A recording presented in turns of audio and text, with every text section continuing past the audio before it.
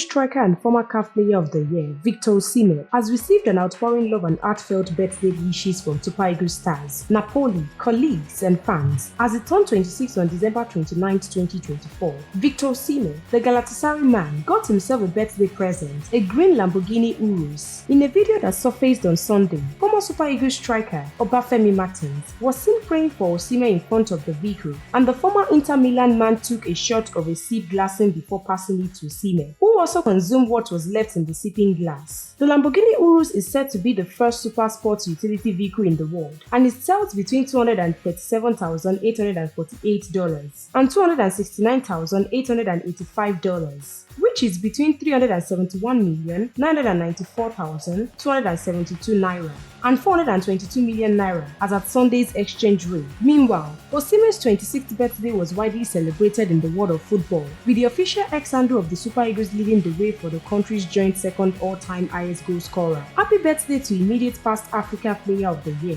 Victor James Osimhen. We wish you all the best today and always. Big, the post read.